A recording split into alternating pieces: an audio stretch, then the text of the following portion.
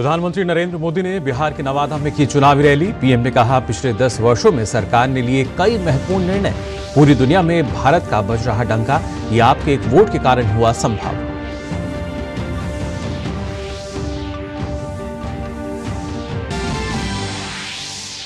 प्रधानमंत्री आज पश्चिम बंगाल और मध्य प्रदेश का भी करेंगे चुनावी दौरा। जलपाईगुड़ी में जनसभा के साथ ही जबलपुर में करेंगे रोड शो।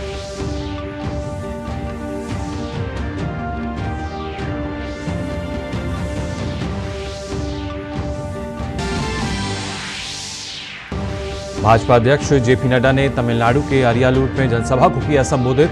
गिनाई केंद्र सरकार की उपलब्धियां। राजस्थान के कोलायत में रक्षा मंत्री राजनाथ सिंह ने केंद्रीय कानून और न्याय मंत्री अर्जुन राम मेघवाल के साथ विजय संकल्प सभा कार्यक्रम में की शिरकत।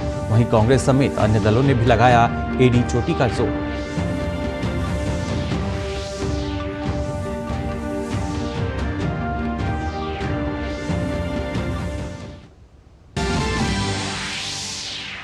शराब घोटाला मामले में दिल्ली सीएम अरविंद केजरीवाल की गिरफ्तारी के खिलाफ आम आदमी पार्टी के नेताओं कार्यकर्ताओं का सामूहिक उपवास। दिल्ली बीजेपी ने शराब से शीश महल अभियान के तहत आपके खिलाफ किया प्रदर्शन। कहा, एक दिन के उपवास से उनके पाप का नहीं होने वाला पश्चाताप।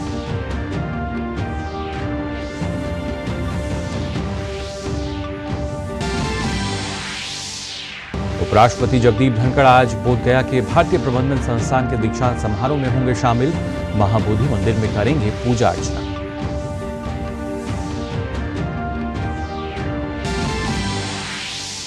और आईपीएल में आज मुंबई इंडियंस का दिल्ली कैपिटल्स से होगा मुकाबला। वहीं दूसरे मैच में लखनऊ सुपर जायंट्स की गुजरात टाइटंस से होगी भिड़ंत। वहीं कल राजस्थान रॉयल्स ने आरसीबी को 6 विकेट से हराकर दर्ज की अपनी चौथी जीत।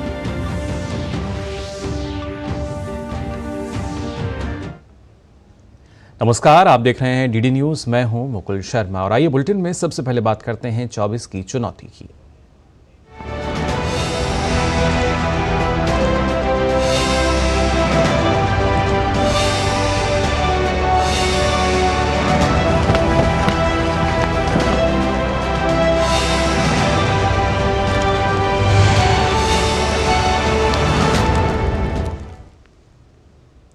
प्रधानमंत्री नरेंद्र मोदी ने बिहार के नवादा में विशाल जनसभा को संबोधित किया।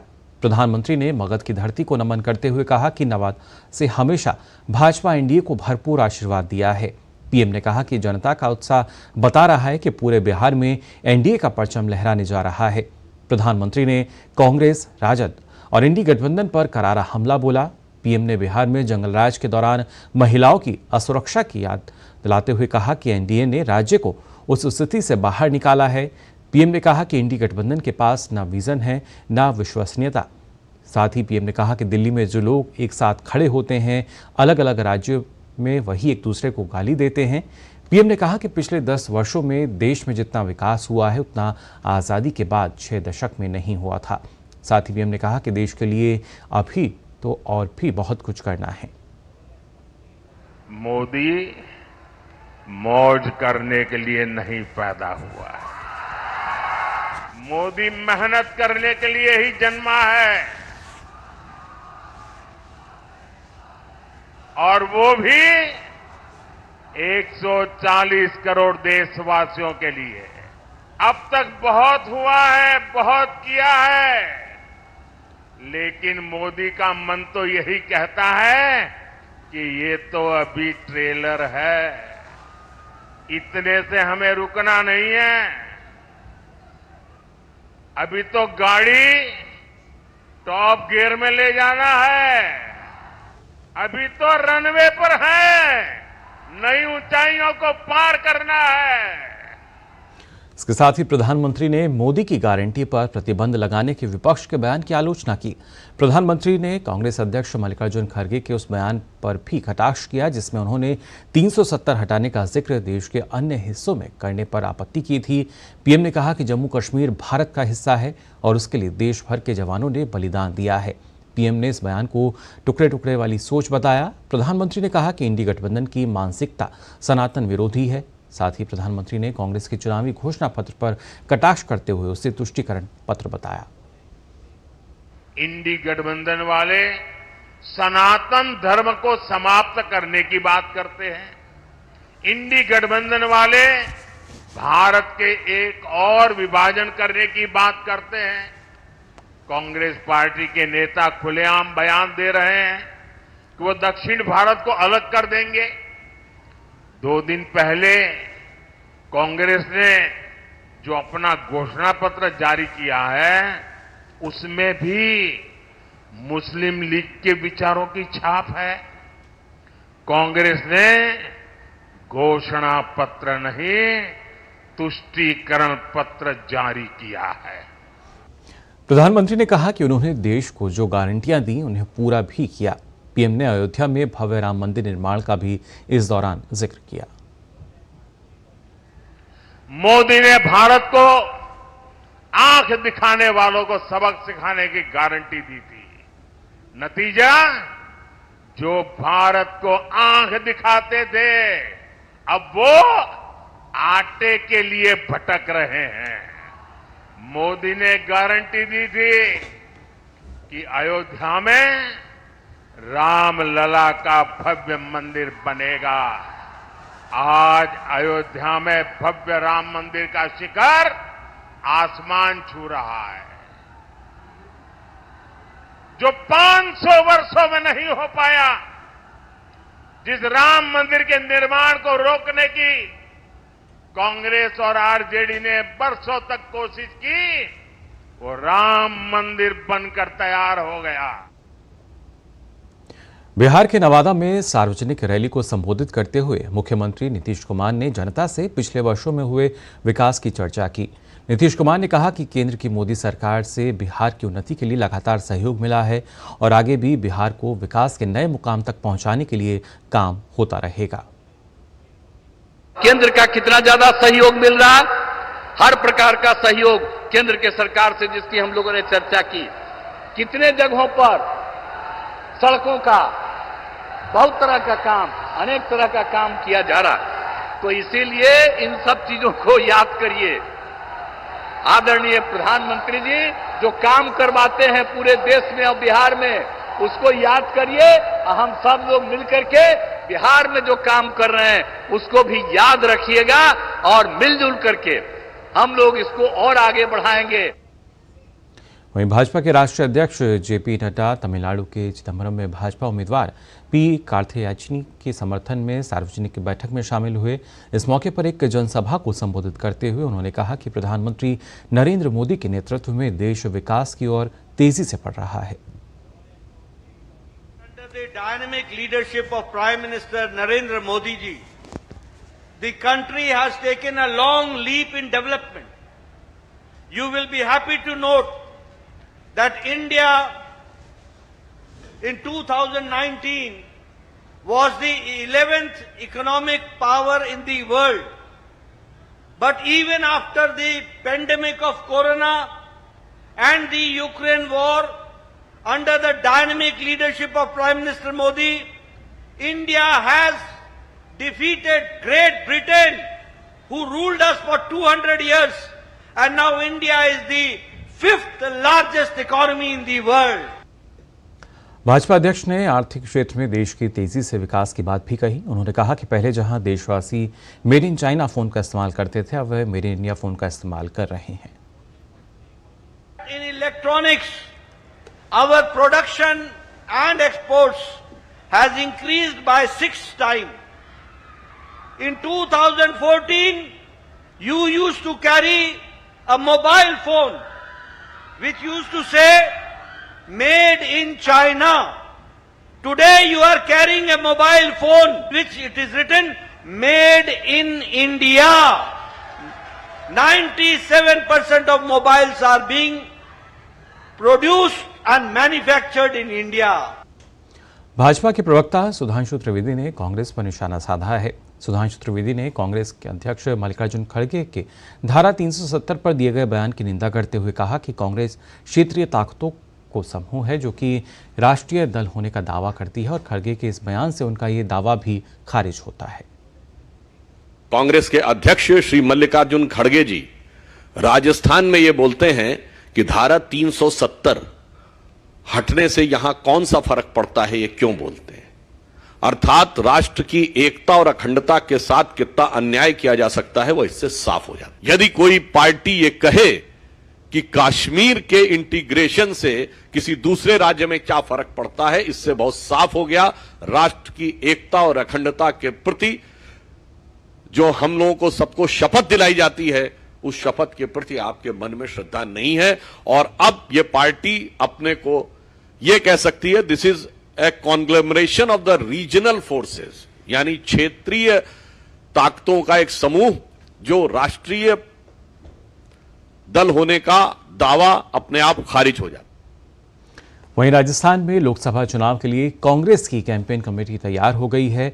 इसमें पूर्व मुख्यमंत्री अशोक गहलोत और पूर्व उप मुख्यमंत्री सचिन पायलट समेत 32 नेताओं के नाम शामिल हैं। गहलोत को Congress campaign committee PCC Rajasthan का चेयरमैन बनाया गया है। राजस्थान की सभी 25 सीटों पर लोकसभा चुनाव 2 चरणों में कराए जाएंगे।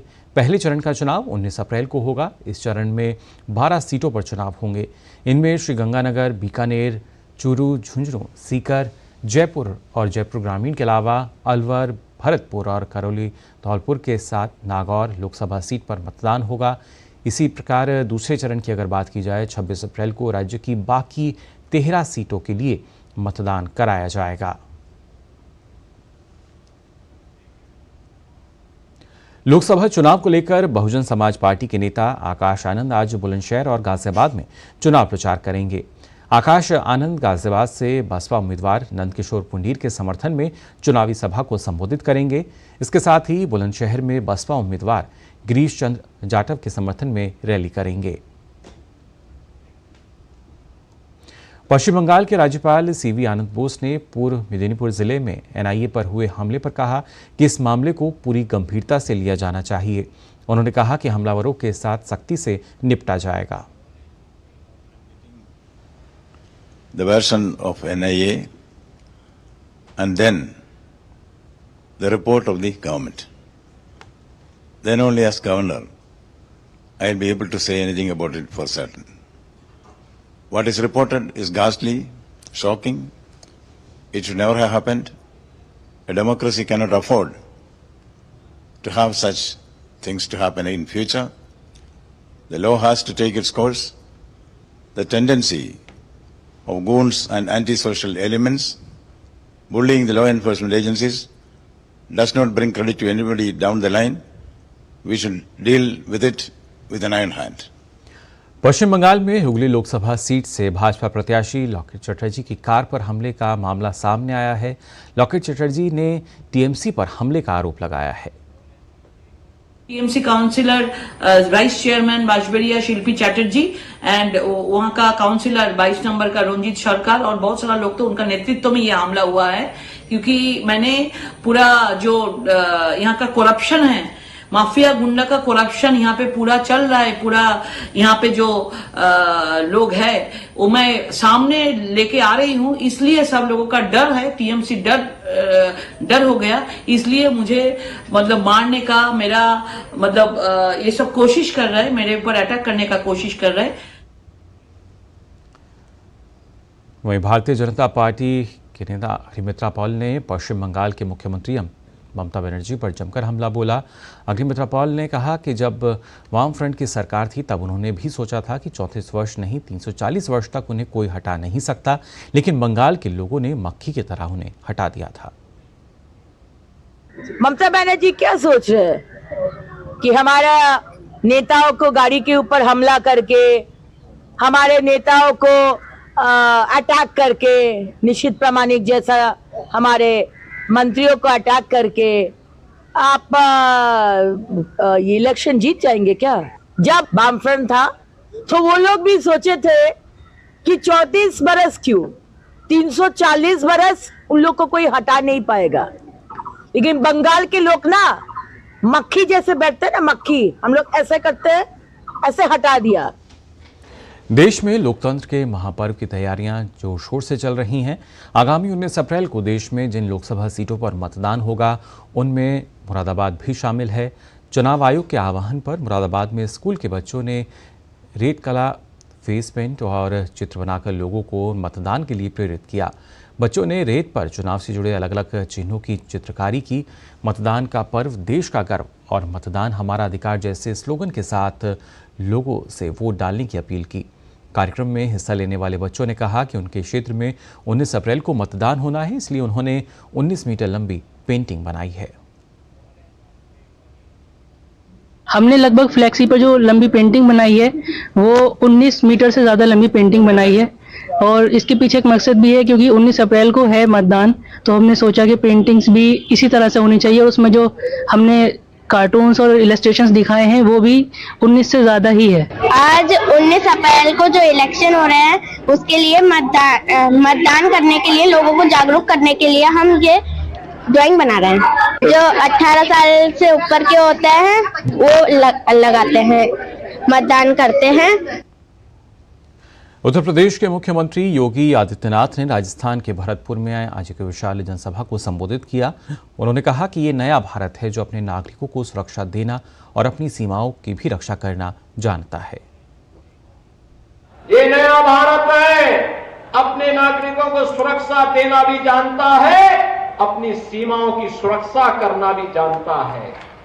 और अगर कोई सीमा की सुरक्षा में सेंध लगाने का दुस्साहस करता है तो केवल राजस्थान में राम राम शाह ही नहीं करते, आतंकवादियों और अपराधियों का राम नाम सत्य भी करने का काम करना चाहिए। मोदी जी के नेतृत्व में दुनिया के अंदर भारत का सम्मान बढ़ा है। आज भारत का नागरिक कोई भी जाता है, दुनिया के अंदर उसका सम्मान होता है। सीमाएं सुरक्षित हैं, नक्सलवाद, उग्रवाद और आतंकवाद समाप्त हुआ है। 1952 में कांग्रेस ने एक दंश दिया था देश को कश्मीर में धारा 370 के रूप में। यह आतंकवाद की जड़ थी। प्रधानमंत्री मोदी जी ने, गृह मंत्री अमित शाह जी ने आतंकवाद के इस दंश को सदैव के लिए उखाड़ करके समाप्त कर दिया। कश्मीर में धारा 370 समाप्त, पत्थरबाजी समाप्त। अब भारत की सीमाओं के अंदर कोई आतंकवाद को प्रश्रय नहीं दे पाएगा।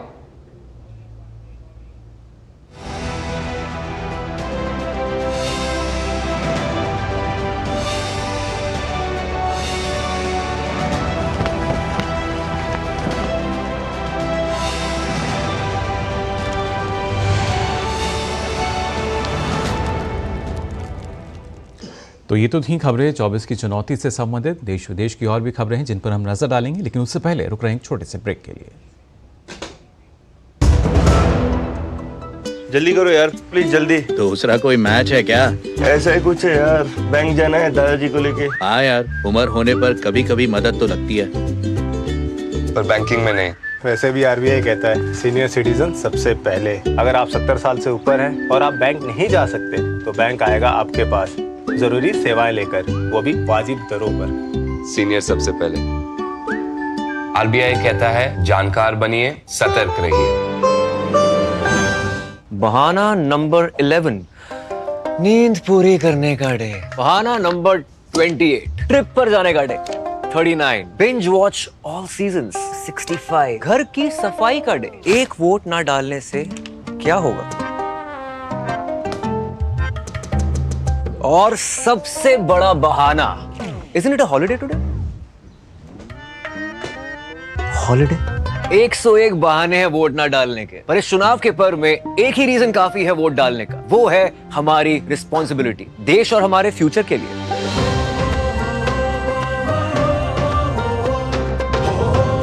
तो चलो सब मिलकर मनाते हैं इस चुनाव के पर्व को गर्व के साथ। ब्रेक के बाद आप सभी का एक बार फिर स्वागत डीडी न्यूज पर। आइए खबरों में आगे बढ़ते हैं। आम आदमी पार्टी के राष्ट्रीय संयोजक और दिल्ली के मुख्यमंत्री अरविंद केजरीवाल की गिरफ्तारी के विरोध में आम आदमी पार्टी के नेता और कार्यकर्ता आज नई दिल्ली के जंतर मंतर पर सामूहिक उपवास पर बैठे हैं। पार्टी के सभी वरिष्ठ नेता, मंत्री, विधायक, पार्षद, कार्यकर्ता और पार्टी समर्थक इस सांकेतिक विरोध में शामिल हैं। जंतर मंतर के अलावा देश के अन्य राज्यों में भी पार्टी नेताओं ने सामूहिक उपवास रखा है। गौरतलब है कि दिल्ली आबकारी नीति से जुड़े भ्रष्टाचार के मामले में मुख्यमंत्री अरविंद केजरीवाल इन दिनों न्यायिक हिरासत में दिल्ली की तिहाड़ जेल में बंद हैं। अरविंद केजरीवाल जी ईमानदार थे, ईमानदार हैं, ईमानदार रहेंगे।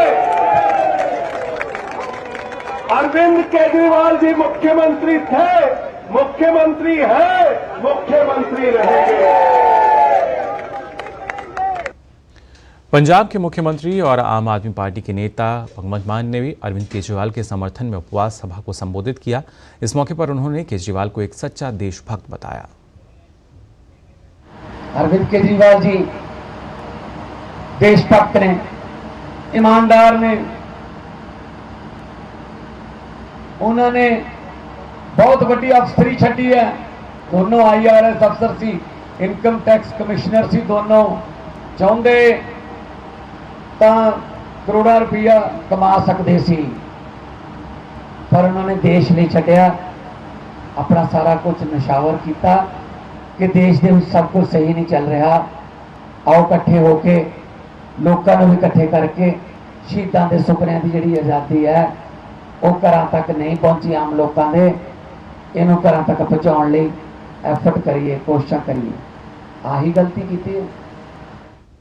तो एक तरफ आम आदमी पार्टी प्रदर्शन कर रही है, वहीं दिल्ली शराब घोटाले को लेकर भाजपा लगातार आम आदमी पार्टी पर हमलावर है।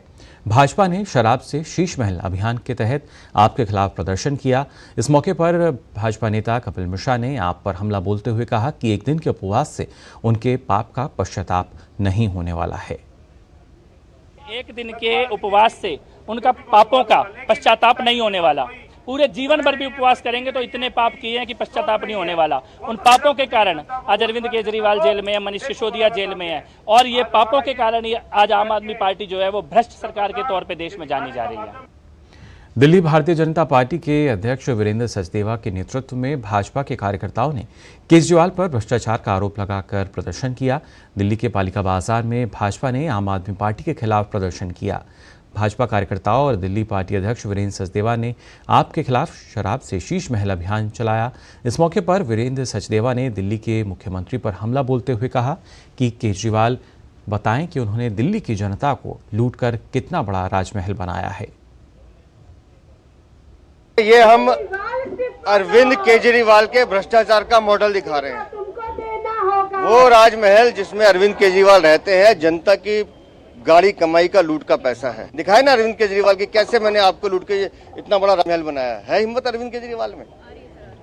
दिल्ली की जनता को लूटने का काम अरविंद केजरीवाल ने किया। इसलिए हमने कहा ये शराब से शीश महल तक की जो कहानी है, ये दिल्ली के भ्रष्टाचार की कहानी है, जिसके दोषी अरविंद केजरीवाल। दिल्ली को जो धोखा दिया है, दिल्ली को लूटने का काम किया, उसके लिए दिल्ली की जनता से माफी मांगनी चाहिए।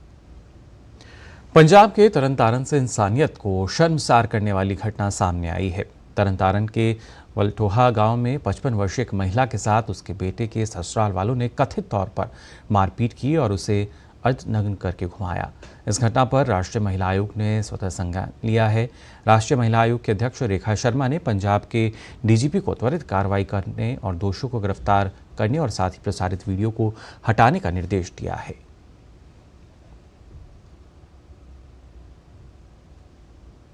पंजाब के तरनतारन में महिला के साथ हुई अभद्रता पर भाजपा नेता सरवन सिंह चन्नी ने भगवंत मान सरकार पर जमकर निशाना साधा।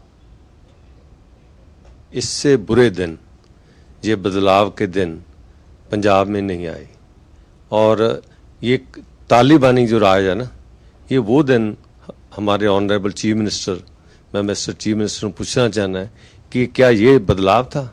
इस काम के लिए लोगों ने आपको इतना बड़ा मैंडेट दिया, 92 MLAs बनाए।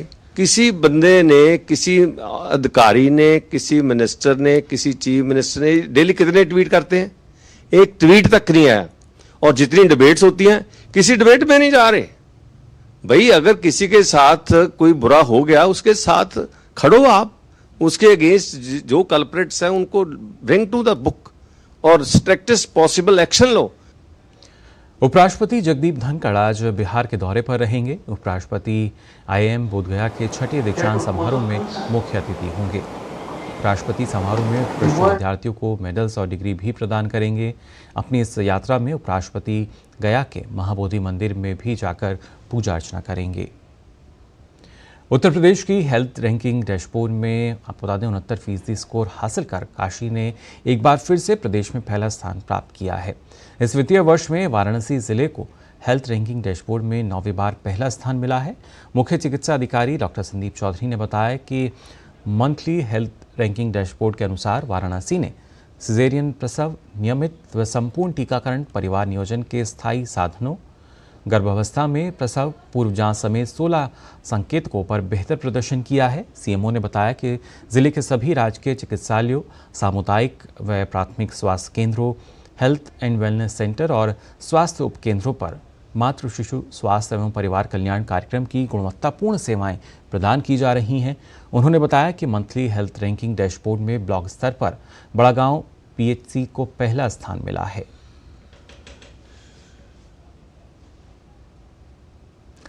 लाओस में गैरकानूनी और अवैध कामों में लगाए गए 17 भारतीय कामगारों को स्वदेश वापसी हो रही है। विदेश मंत्री डॉक्टर एस जयशंकर ने अपने सोशल मीडिया प्लेटफॉर्म एक्स पर पोस्ट करके इसकी जानकारी दी और लाओस के अफसरों का आभार जताया। उन्होंने अपने पोस्ट में कहा कि मोदी की गारंटी देश विदेश सभी के लिए काम करती है। लाओस में असुरक्षित और अवैध काम में फंसाए गए 17 भारतीय कामगार अपने घर वापस आ रहे हैं। बहुत अच्छा। भारतीय दूतावास, लाओस, कामगारों की सुरक्षित देश वापसी के लिए लाओस के अधिकारियों को धन्यवाद।